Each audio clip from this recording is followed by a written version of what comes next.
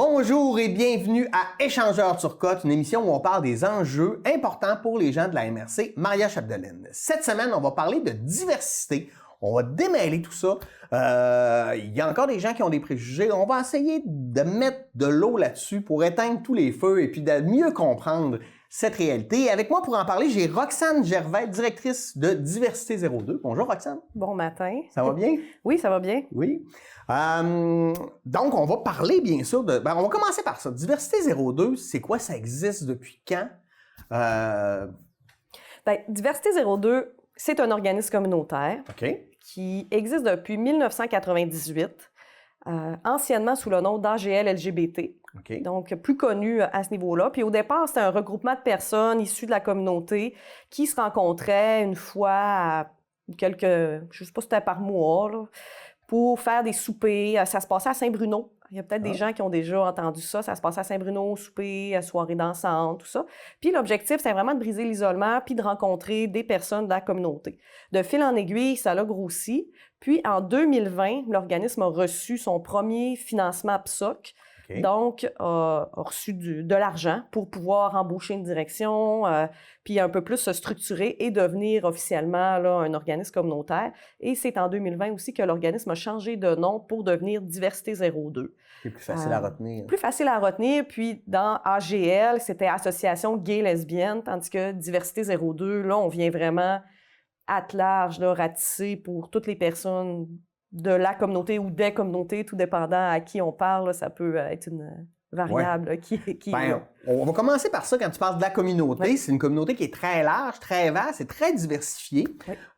Les gens connaissent sûrement là, gay, lesbienne, on parle beaucoup des trans aussi, mais ça va beaucoup plus loin que ça. Tu as amené d'ailleurs le magnifique drapeau. Oui, le drapeau progressiste. Oui. Est-ce que tu es capable de nous l'expliquer? Là, je vais te poser sûrement des questions quand ça ne sera pas clair pour moi. Oui, je commencerai par dire que quand on parle de la communauté, au niveau de l'acronyme, il a commencé plus petit, comme tu disais au début, là, LGBT, donc lesbienne, gay, bisexuelle et trans, personnes trans.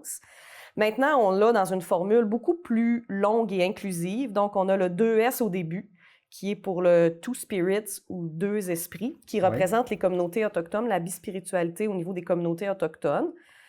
C'est pas toutes les communautés qui reconnaissent la bispiritualité, ou qui ont ça dans leur culture. Et le pourquoi il est placé au début, c'est le gouvernement fédéral, c'est une façon de reconnaître là, que les peuples autochtones étaient là avant nous. Donc, ils ont placé le 2S au début de l'acronyme. Donc, on a le 2S au début. 2S. Donc, c'est quoi ça, la bispiritualité? Tu sais, mettons, là, c'est la première fois que j'entends ce mot-là de ma vie. Là. La bispiritualité, on parle vraiment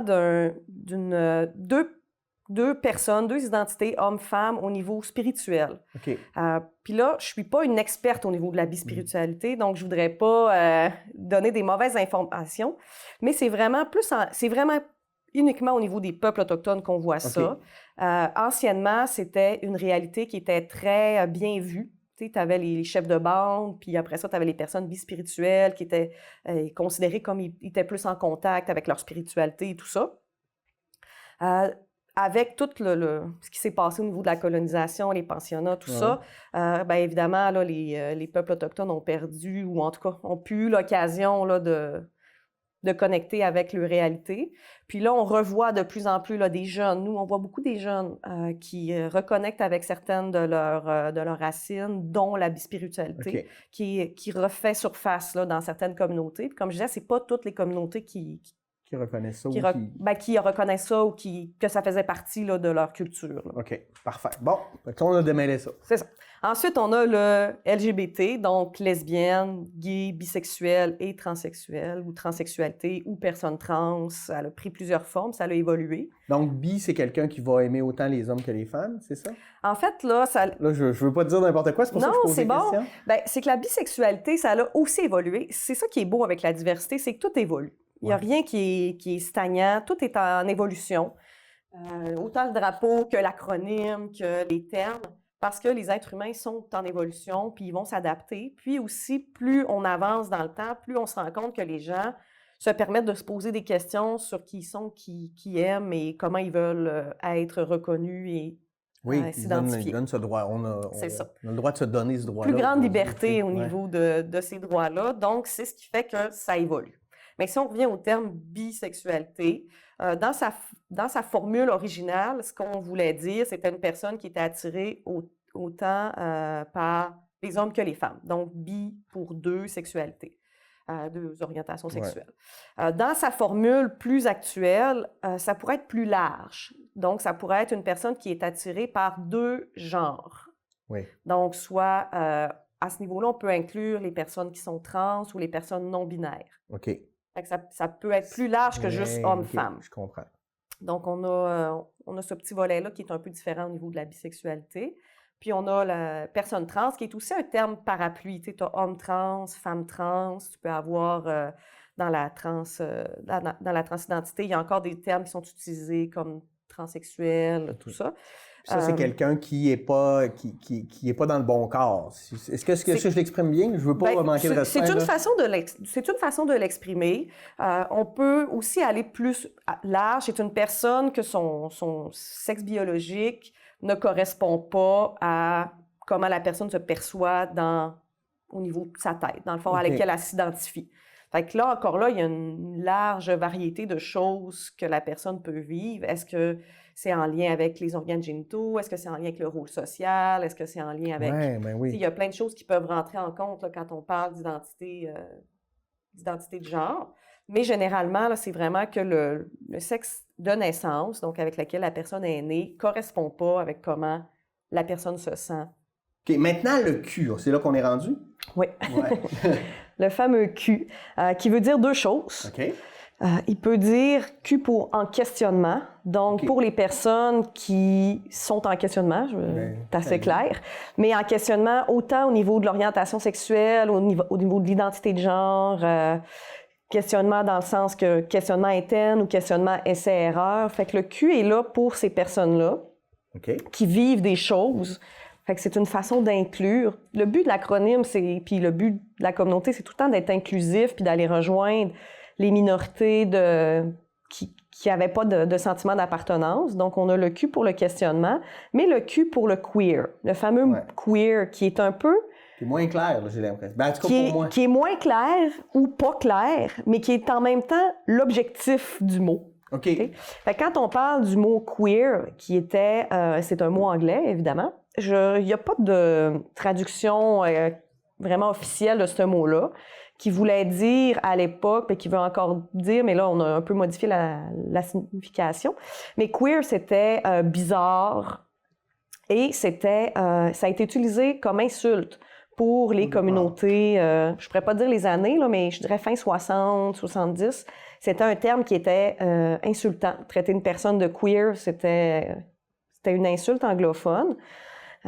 Puis, on voit, ça a disparu, en fait, du mouvement. Puis là, ça a réapparu, une réappropriation, en fait, de ce terme-là. Oui, positive.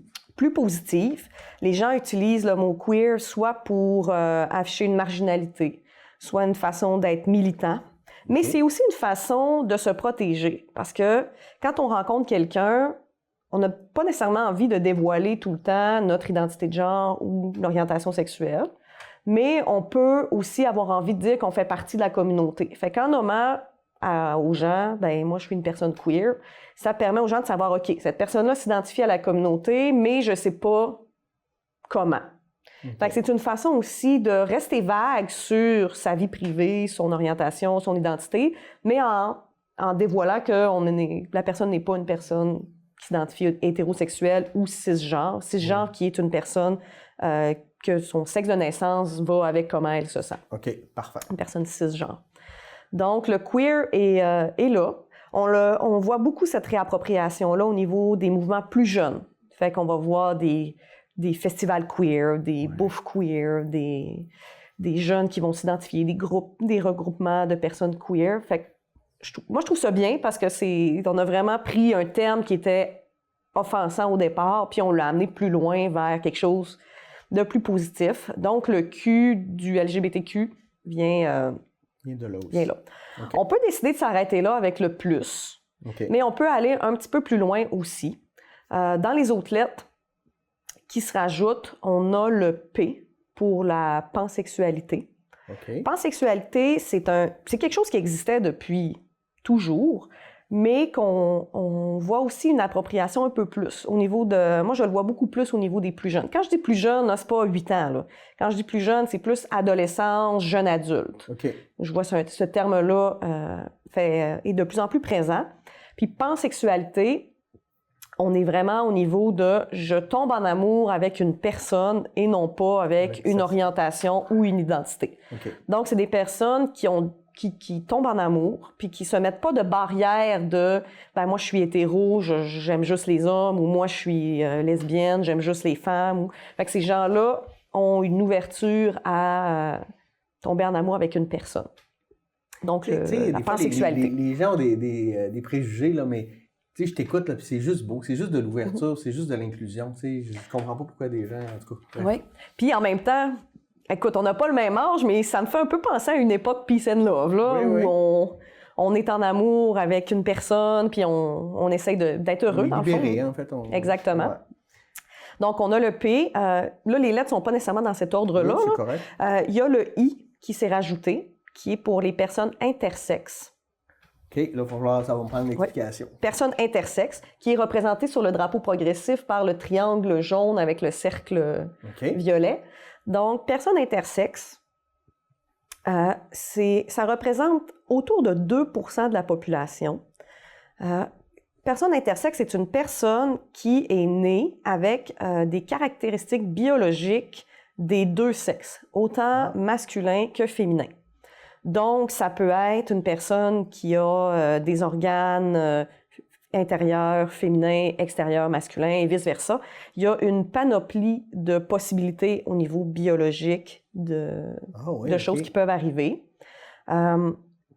Et ça peut amener toutes sortes de questionnements. Par exemple, au niveau de l'enfance, si il y a un sexe ou l'autre qui est choisi par les parents ou par les médecins, ben ça ne veut pas dire que c'est le sexe, l'identité qui correspond quand la personne grandit. Ouais. Donc, ça peut amener une distorsion, ça peut amener des conséquences de l'anxiété. Puis, il peut aussi y avoir une question plus, quand on parle hormonale, ben ça peut être aussi une personne qui va avoir un sexe féminin, biologique, mais qui va avoir des caractéristiques un peu masculines, par exemple, poils au visage, des choses comme ça. Oui, puis la personne, si elle décide de ne pas prendre d'hormones, ben là, elle va rester dans comment elle est, en fait. Puis de plus en plus, les gens sont amenés à respecter leurs caractéristiques puis biologiques. Et de moins en moins, là, on veut pousser les gens à faire des opérations sur les nourrissons, en fait, pour décider d'un sexe à la naissance alors qu'on ne sait pas. Laisser l'enfant décider. C'est ça. Puis il n'y a pas, selon les études, il n'y a pas de risque d'attendre que l'enfant décide. Okay. Puis il y a peu, je dis peu parce que je ne suis pas médecin quand même, là, mais il y a peu de risques aussi au niveau de la santé physique là, d'être une personne intersexe. Là, il y a plus de complications souvent suite aux opérations que de rester, d'attendre, puis après ça, de laisser la personne décider comment elle veut s'identifier. Ouais, Fait que c'est pour ça que les personnes ont été intégrées dans le drapeau, dans l'acronyme. C'est qu'il y avait quand même des enjeux au niveau de l'orientation sexuelle, au niveau de l'identité. Donc, on a comme si c'était moi, là, mais le I a été intégré là, pour ces raisons-là. OK. Ensuite, dans les autres lettres, on a le NB pour les personnes non-binaires, qui est aussi une autre, je dirais pas un nouveau terme, parce qu'il existe depuis quand même un bout de temps, la non-binarité existe, mais un terme qui est plus actuel, où est-ce qu'on l'entend de plus en plus parler. Non-binarité, il y a plusieurs façons de parler de non-binarité, mais si on y va dans la simplicité, ce qui est l'objectif aussi d'essayer de simplifier, c'est des personnes qui ne s'identifient pas soit aux hommes, ni aux femmes, en fait. Mais tu sais, quand on prend homme-femme dans la binarité, puis non-binarité, mettons, au milieu, ben on s'entend qu'entre les deux, là... C'est large. C'est large. Donc, ça peut être encore un peu le même principe. Ils ne s'identifient pas au niveau des rôles sociaux, veulent rejeter aussi une forme de militantisme, d'être non-binaire pour dire, ben moi, les rôles sociaux, homme-femme, très binaire, ça me rejoint pas. Je veux être ce que je veux je m'identifie comme je m'identifie, ou je n'ai pas envie de m'identifier homme-femme, ou des fois, je me sens un peu plus homme, un peu plus femme. Fait que je suis comme un peu mêlée dans tout ça. Fait que la non-binarité est vraiment... Puis elle peut être fluide. C'est ça qui vient confondant avec les gens, c'est qu'il y a une fluidité. Tu sais, c'est pas, aujourd'hui, je suis non-binaire, puis je meurs comme ça dans 100 ans. Là. C'est que les gens peuvent évoluer aussi avec les expériences de vie, avec les rencontres qu'ils vont faire, avec l'apprentissage des réalités.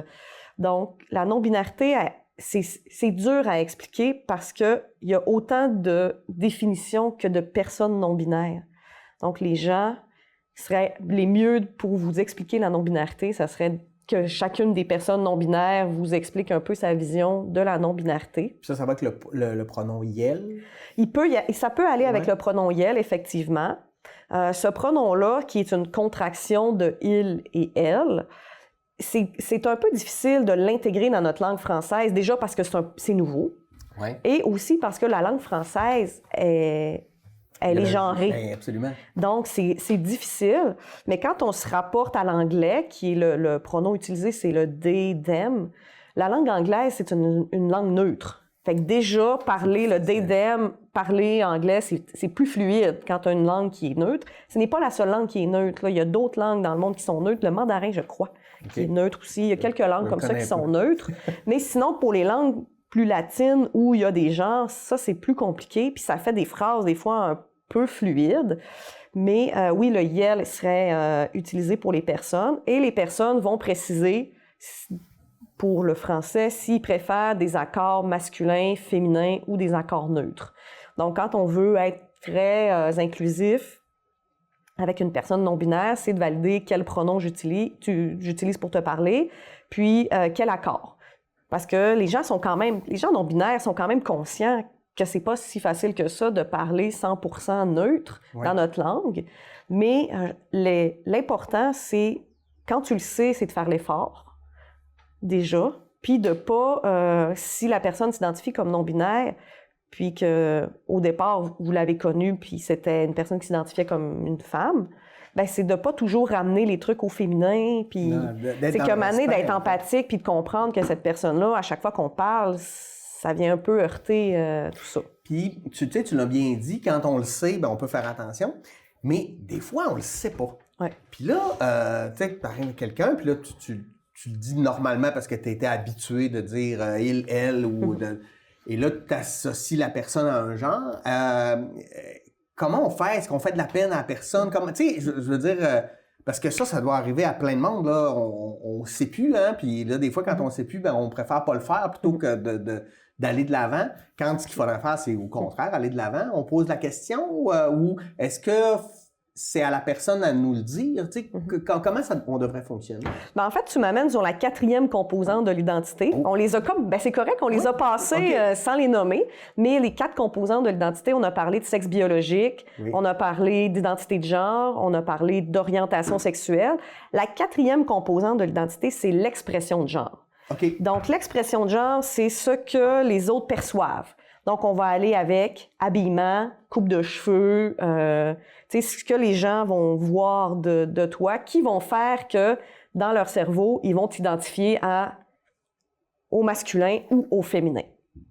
Donc, l'expression de genre. Et il faut rappeler que chacune des composantes est individuelle. Il n'y a pas de lien entre.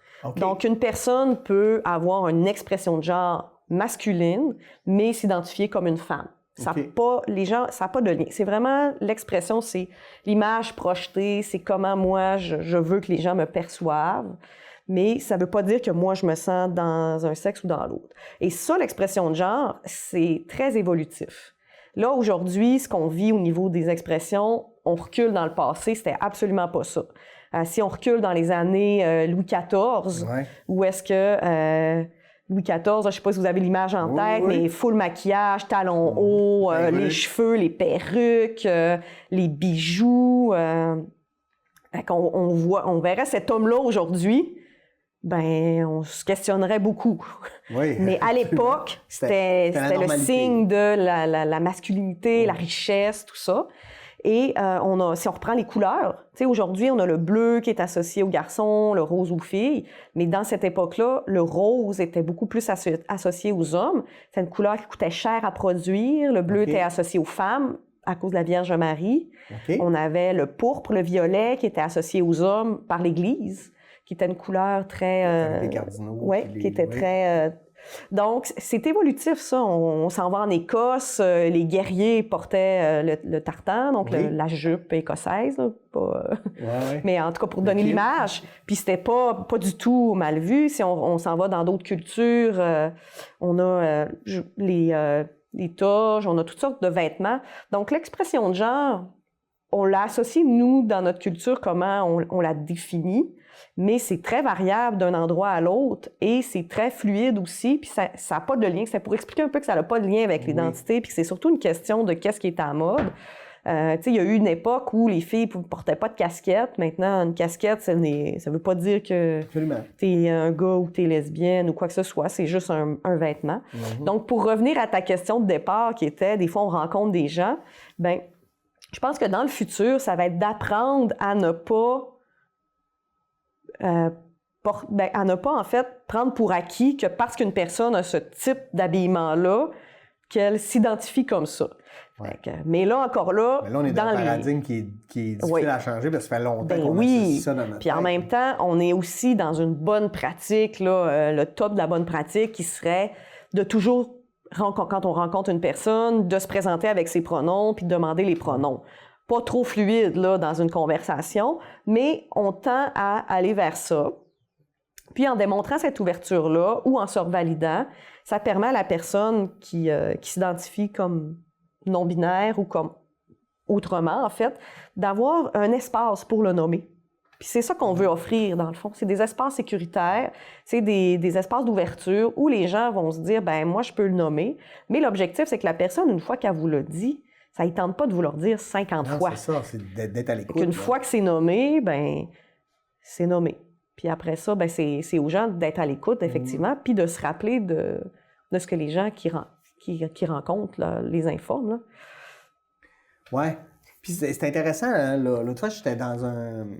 Je l'ai réalisé, j'étais dans un magasin de jouets avec mes enfants, puis là, de regarder, justement, comme tu disais, l'allée des filles, beaucoup de roses, l'allée des gars, bleu, du rouge. Puis pas rien que ça, c'est que dans l'allée des filles, c'était beaucoup aussi ce qu'on vendait, c'était des trucs très genrés. Là. On offrait comme jouets des balayeuses, des balais, un lave-vaisselle. Non, mais tu sais, il va falloir aussi réussir à changer ça dans différentes facettes de notre société. Là. Oui, puis je pense que ça se fait tranquillement, de plus en plus. Puis en même temps, les parents, ils sont aussi, ils veulent que les enfants soient bien. Puis les enfants...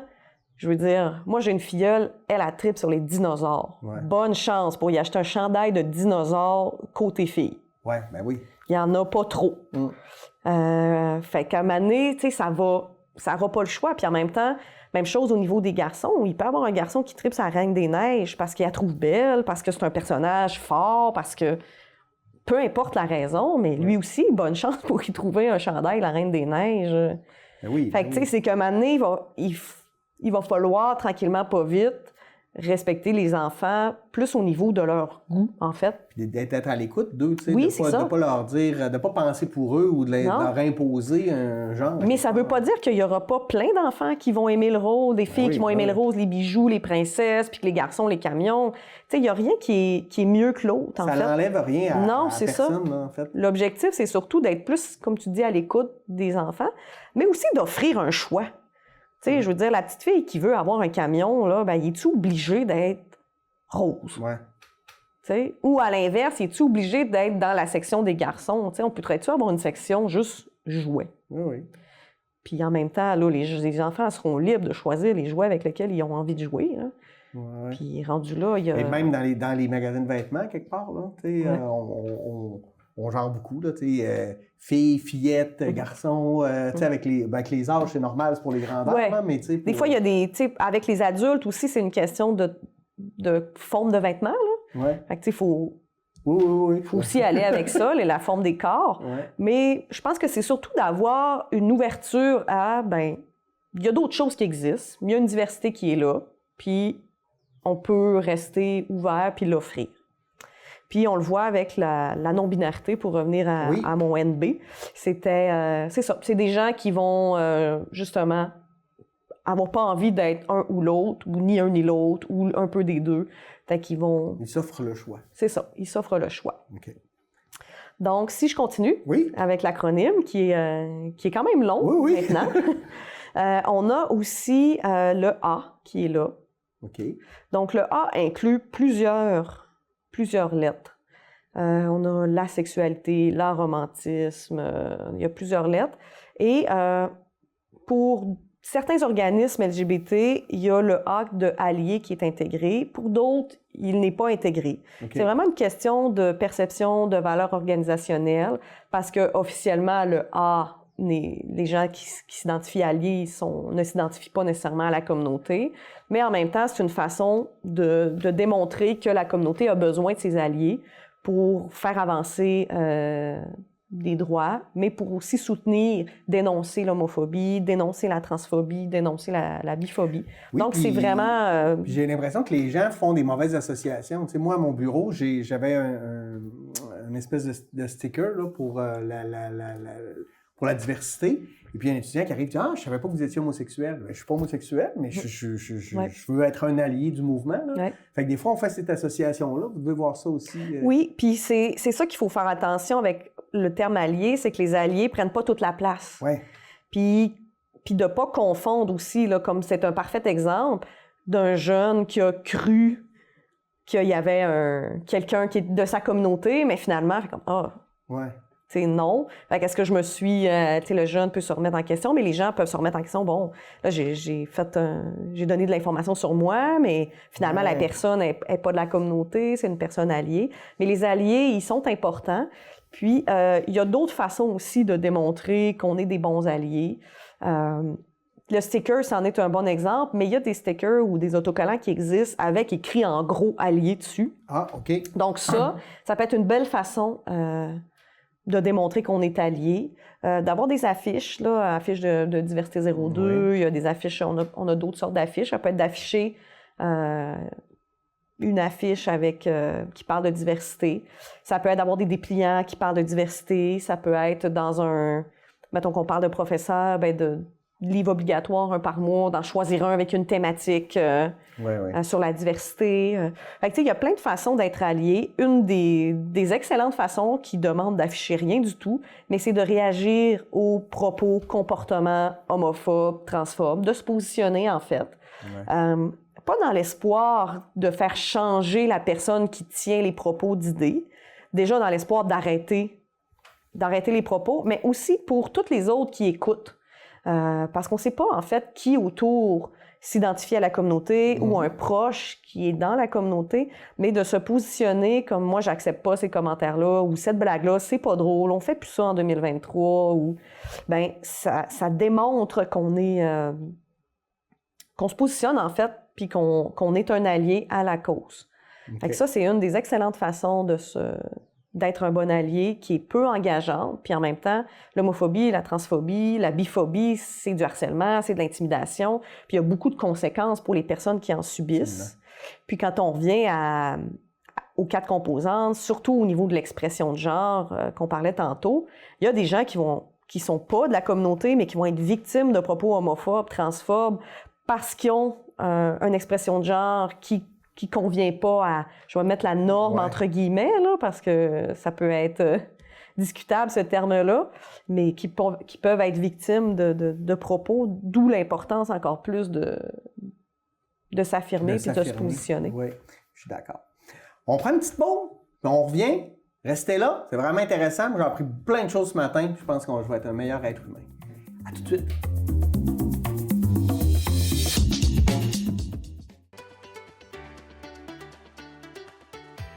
Présence animale est une nouvelle émission qui a pour objectif de mettre de l'avant la relation de confiance et de respect entre l'humain et l'animal. Chaque semaine, nous allons à la rencontre des gens passionnés qui nous feront découvrir l'importance de la sensibilisation, de la confiance avec l'animal et aussi de démystifier certains préjugés. Suivez-moi dans cette belle aventure!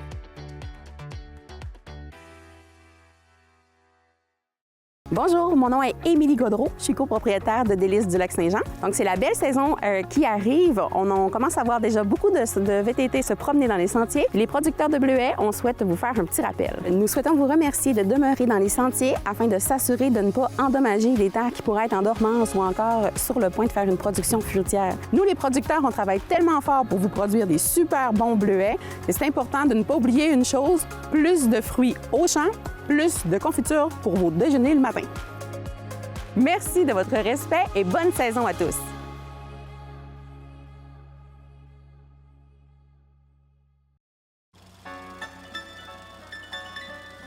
Bonjour, c'est Isabelle Gagnon. Cet automne, j'anime Portrait des familles d'ici, une émission de discussion intergénérationnelle qui fait entrer en dialogue nos aînés et leurs descendance. Découvrez à chaque épisode une nouvelle famille de la MRC de Maria-Chapdelaine qui échange sur son passé et raconte comment les membres ont laissé leur marque dans leur municipalité. Soyez-y à MaTV, Saguenay-Lac-Saint-Jean.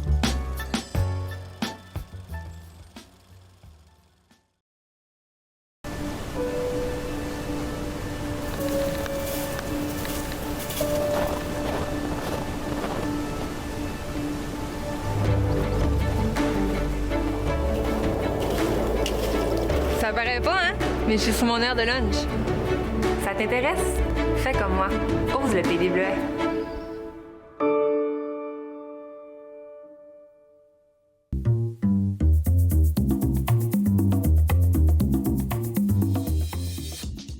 On est de retour de la pause. Merci d'être encore là. On continue de parler de diversité en région avec Roxane Gervais, directrice de Diversité 02.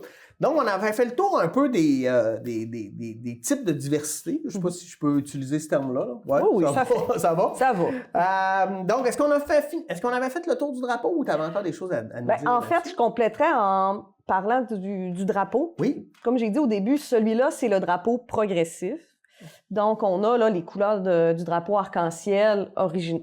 En fait, le drapeau original avait 2 couleurs supplémentaires, qui étaient le rose et le turquoise. Et en tout cas, il y avait 2 couleurs, rose et turquoise, qui ont été enlevées. Et on a gardé les couleurs de l'arc-en-ciel. Il y a les bandes noires et la bande brune qui ont été ajoutées pour représenter les communautés ethniques ou racisées. Là, on est dans l'intersectionnalité. Oui, mal, vraiment. Ouais, on a le bleu, rose et blanc qui sont les couleurs des personnes trans, de la transidentité, et le triangle jaune et le cercle violet là, que j'ai déjà parlé pour les personnes intersexes. Donc, on a le drapeau progressif. Donc, si vous voulez afficher un drapeau le plus actuel, présentement, c'est celui-là. Mais comme je parlais au début, c'est toujours en mouvance. Il y a de l'évolution dans tout ça. Ce qui est la beauté aussi, quand on parle d'une réalité, d'une diversité, c'est qu'elle n'est pas stagnante, elle est en mouvance. Ça fait un peu le tour de drapeau et acronyme. Fait que là, Diversité 02, vous, c'est quoi votre rôle dans la région? C'est quoi les services que vous offrez, votre mission? À quoi vous servez, en fait, à part de venir nous éduquer?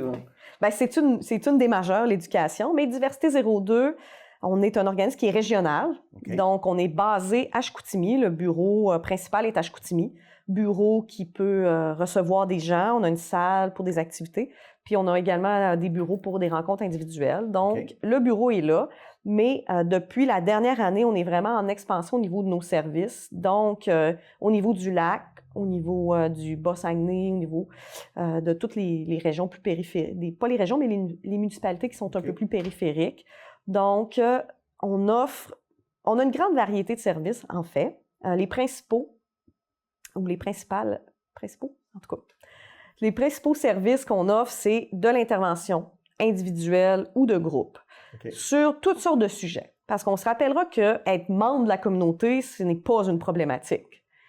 Mais les gens de la communauté peuvent vivre plusieurs problématiques, soit parce qu'ils sont membres de la communauté ou parce qu'ils vivent des problématiques que n'importe quel autre être humain pourrait vivre, que ce soit de la recherche de logement difficile, que ce soit au niveau socio-économique, santé mentale. Donc, les services d'intervention individuelle sont là pour les gens de la communauté et leurs proches. Pourquoi leurs proches? C'est parce que quand on parle de coming out, quand on parle de coming out au niveau de l'identité, au niveau de l'orientation, c'est pas de l'acquis encore. c'est encore difficile, tout dépendant du milieu dans lequel on a été éduqué. Est-ce que c'est un endroit qui est religieux? Est-ce que c'est des valeurs très traditionnelles? Est-ce qu'on est plus en ruralité, un peu plus en ville? Malgré que ça change des fois rien. OK, ouais. L'ouverture ne va pas avec le nombre d'habitants de ta ville, mais bien avec la façon dont les gens vont gérer la différence. Donc, les gens peuvent vivre des choses. Puis les proches, on veut les soutenir aussi là-dedans pour les aider à être des bons alliés, à être des bons proches. Comment on peut soutenir? Parce que quand on a une personne de la diversité dans notre entourage ou dans notre noyau familial proche, on devient à quelque part une famille de la diversité. Donc, comment on peut... c'est que les parents doivent, ou les familles, maintenant leur fils n'a pas de blonde, il a un chum. Fait que ça peut être des petits coming out que les gens ont à faire, qui peuvent aussi les rendre mal à l'aise. Ben oui, parce que c'est un gros pas aussi, j'imagine, de s'affirmer. Oui. Quand on est parent, par exemple, et puis que là, ton enfant t'annonce qu'il est, je sais pas moi, bisexuel ou pansexuel, comment on devrait réagir? Y a-t-il je sais pas, je suis même pas sûr que c'est une bonne question. En fait, c'est qu'il n'y a pas de bonne réponse, c'est plutôt ça. Okay. C'est que quand la personne, dans son cheminement, est rendue à faire un coming out. Puis, j'aime pas beaucoup ce mot-là, coming out. C'est comme de dire sortir du placard. Tu sais, c'est un terme qui est très imagé puis qui représente vraiment comment la personne se sent. Puis que le fait de le dévoiler ou de le nommer ou peu importe comment la personne va le vivre, c'est comme sortir du placard. Fait que c'est pour ça que l'image reste, mais en même temps, ça peut être aussi perçu négativement dans pourquoi tu l'as pas dit avant, pourquoi ci, pourquoi ça. Fait que c'est pour ça que l'image de sortir, j'aime moins. Ça représente probablement, quand tu es enfermé ouais, dans ton secret, dans ton corps, exactement. D'être libéré de ça, puis de pouvoir l'affirmer, puis d'être... c'est ça. Mais comme parent ou comme personne proche, il n'y a pas de bonne façon de réagir autre que d'être ouvert et à l'écoute. Okay. Puis de se rappeler que quand la personne est rendue là, elle a vécu beaucoup d'anxiété, de stress, de devoir... elle a probablement fait des scénarios dans sa tête, elle s'est peut-être pratiquée avec des amis devant le miroir. Puis souvent, les gens... C'est un acte de courage aussi, à quelque part. Oui, c'est ça. Mais de confiance. Oui. Dans je te fais confiance, je te dévoile, je t'informe d'une partie de moi, de mon identité. Et il faut rappeler que les gens qui sont dans la binarité, l'hétérosexualité, la cisnormativité, c'est des gens qui n'ont pas à faire ça parce que tout le monde d'emblée prenne pour acquis que ce sont des personnes hétéros. Mais quand on parle d'une personne qui va faire des coming out, il faut penser que ces coming out-là vont être toute leur vie, tout le temps.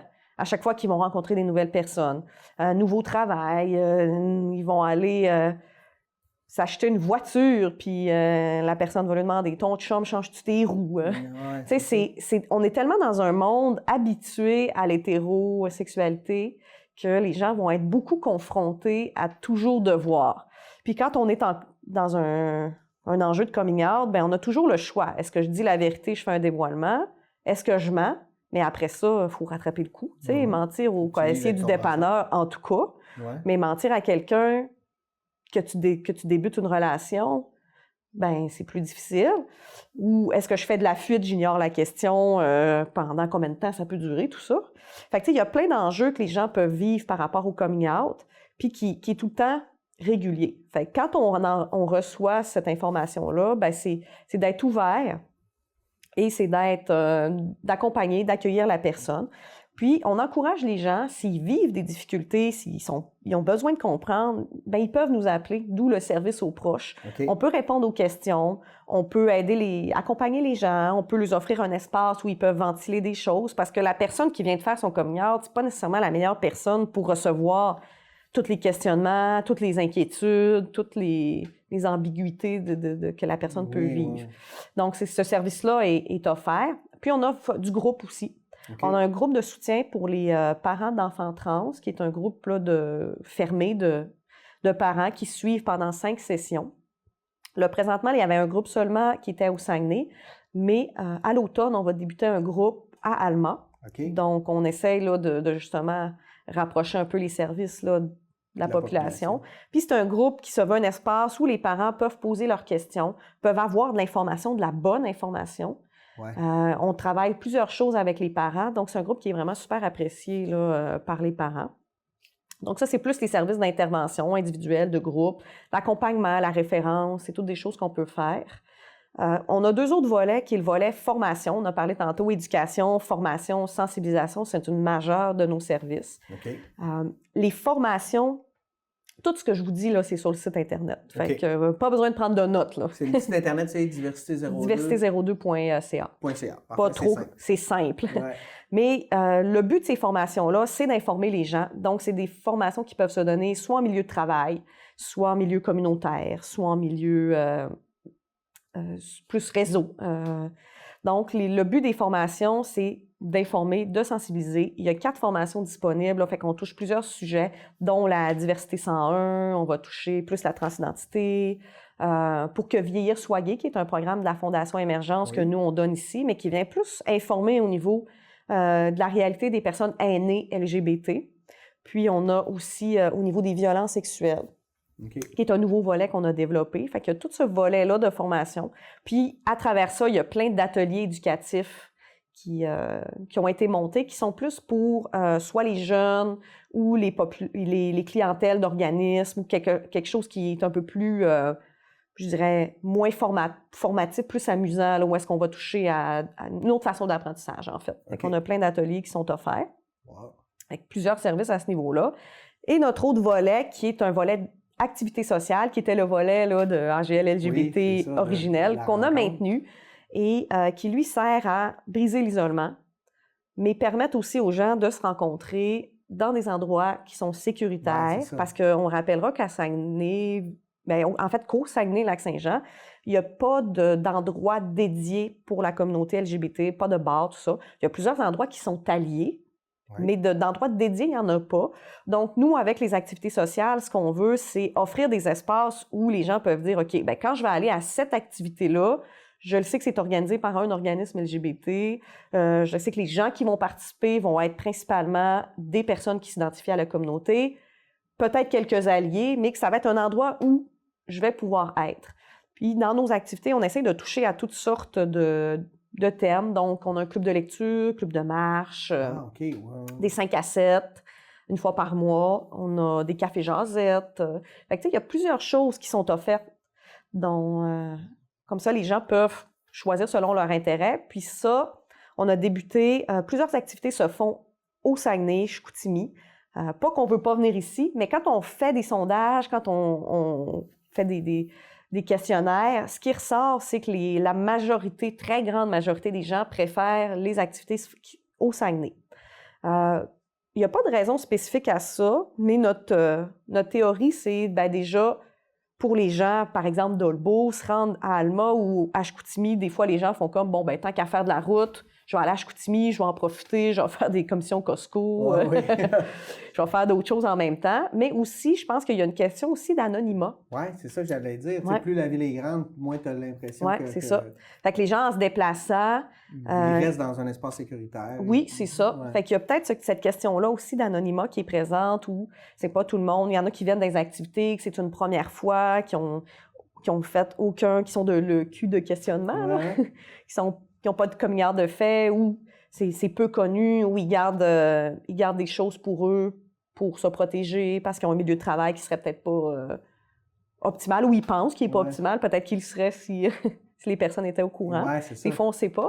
Hein? Fait que c'est pour ça qu'on a maintenu ça, mais cet été, on va avoir plusieurs activités qui vont se déployer là, à travers les différents secteurs au niveau du Lac-Saint-Jean. Fait que toutes ces belles activités-là sont sur notre page Facebook, Diversité02. Donc, il y a un calendrier d'activités.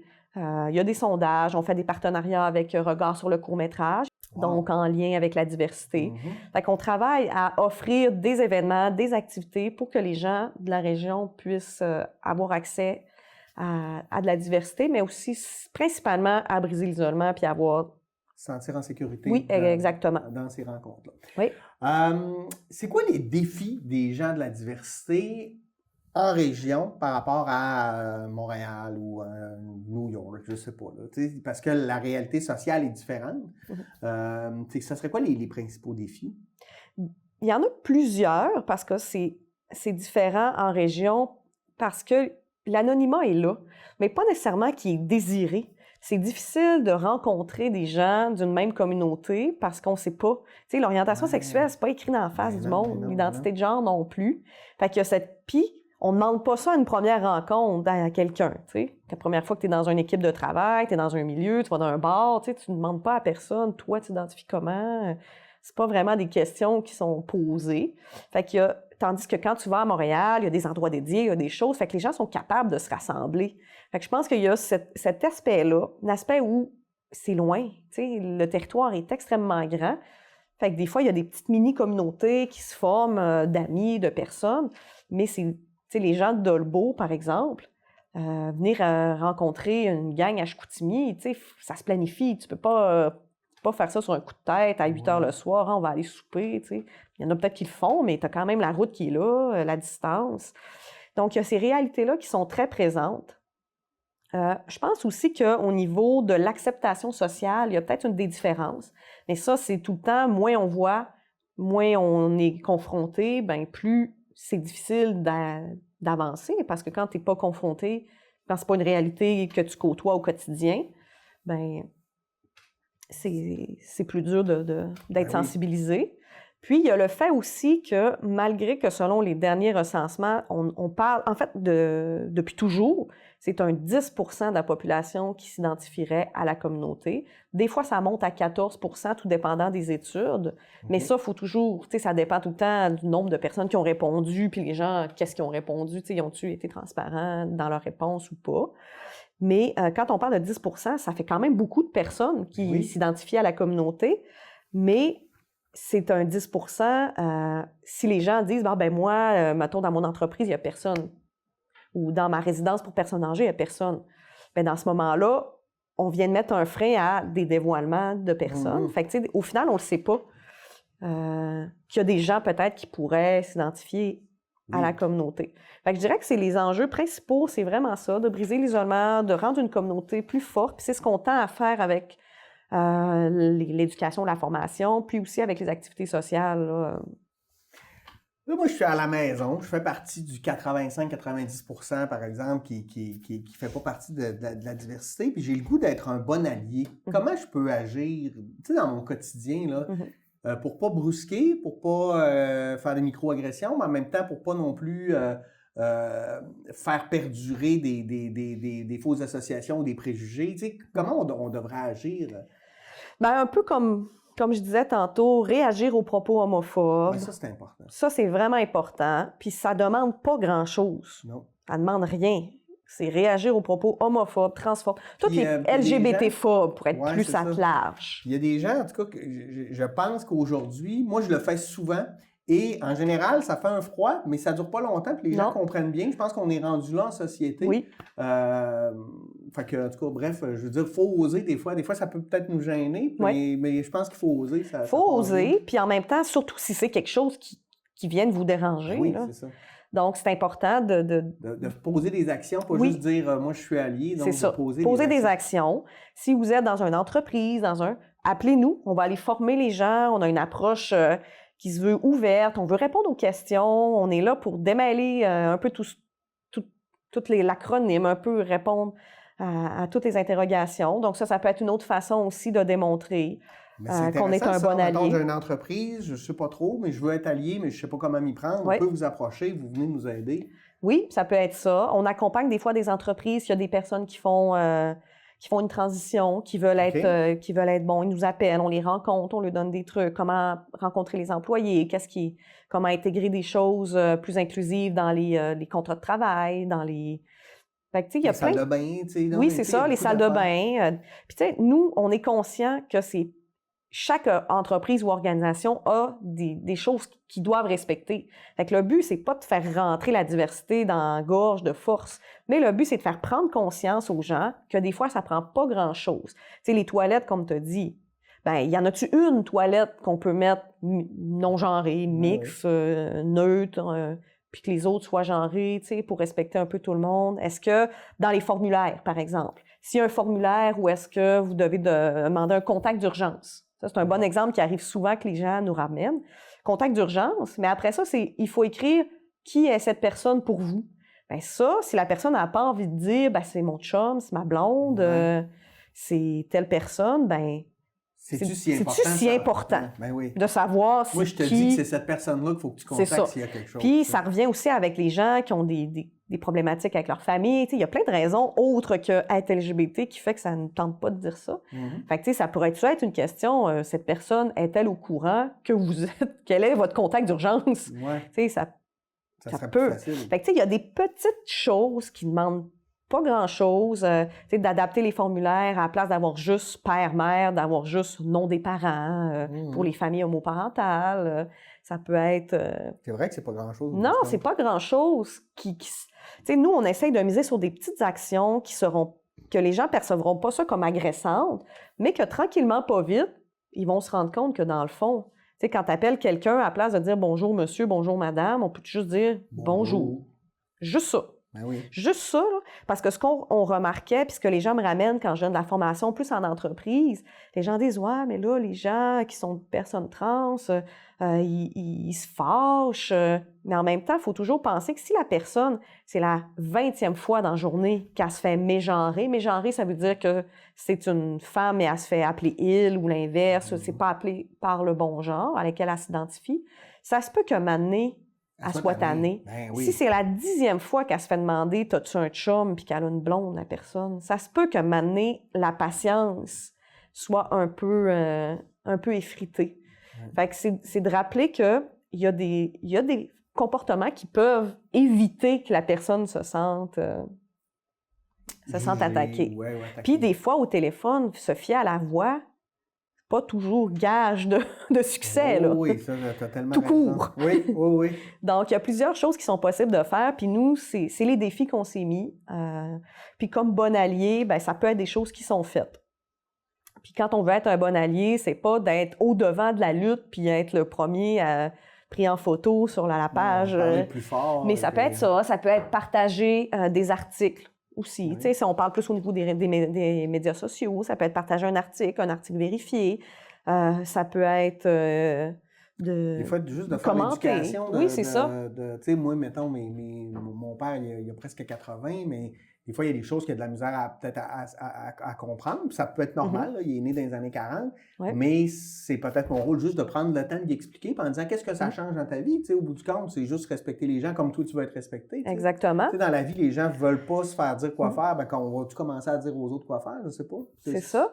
Puis, c'est un bon point que tu amènes au niveau des personnes aînées. Comment eux, ils peuvent vivre ça, parce que quand on regarde l'histoire, des fois, ça permet de comprendre pourquoi les gens vivent certains enjeux. Quand on regarde que l'homosexualité a été décriminalisée en 1969, ça fait pas si longtemps que ça. Fait que les gens là, qui sont nés dans les années 40, 30, 40, 50, 60, eux autres, là, ils sont nés, puis être gay ou homosexuel, c'était illégal. T'allais en prison. C'est ça. Puis 69, mais combien de temps ça l'a pris avant d'être appliqué, tu sais, que les mentalités changent. Fait qu'on peut penser que les gens ont vécu une bonne partie de leur vie où c'était illégal. Puis en plus, pour les personnes qui sont aînées, tu avais toute la pression religieuse où est-ce que il y avait la procréation qui était super importante ou au détriment de la vie des gens, des fois. Là. Oui. Fait que, tu sais, on avait, si tu étais homosexuel, non seulement c'était illégal, mais en plus, tu pouvais te faire sortir de la religion, là. Excommunié. Donc, toi, tu n'allais même plus au purgatoire, direct en enfer, passe pas go. Mais c'était très gros pour les gens. Fait que c'est ce qui explique qu'il y a une partie des aînés LGBT qui n'avaient pas trop envie de faire de coming out à cette époque-là. Fait qu'ils sont restés dans ces valeurs-là. J'ai connu un monsieur qui a fait son coming out, il y avait 60 quelques années passées, puis il dit que c'était une libération parce que il fallait que je sois dans le moule, mais j'ai été malheureux toute ma vie. Tu sais, pas que j'aimais pas mes enfants ou ma famille, mais c'est très indépendant. Oui, c'est que lui, il était pas bien dans sa vie. Exactement. Fait que ça peut permettre de comprendre. Puis quand on regarde 1973, où est-ce que l'homosexualité a été enlevée des maladies mentales, le 17 mai, d'ailleurs, c'est la raison du pourquoi le 17 mai est la journée nationale ou mondiale, en fait, de lutte contre l'homophobie et la transphobie.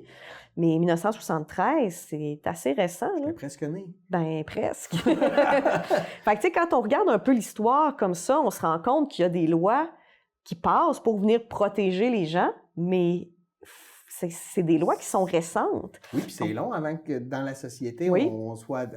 parce qu'à la base, c'est un petit pourcentage de la population qui s'affirmait, mais il était plus large que ça. Mais dans le temps que les gens se sentent en sécurité pour faire partie de cette société-là de manière libre et affirmée, assumée, là, je ne sais pas quel terme. D'où l'importance d'avoir des lois qui viennent encadrer, mais du militantisme, de se battre pour avoir accès à des choses. Si on parle le mariage, par exemple, 2005. Mais tu sais, il faut penser que les jeunes qui sont nés dans les années 80-90, eux autres, ils ont grandi en se disant, moi, tout ce que je vois dans les films, dans les livres, moi, j'ai pas accès à ça, je peux pas marier, le mariage, on oublie ça, je peux pas le faire.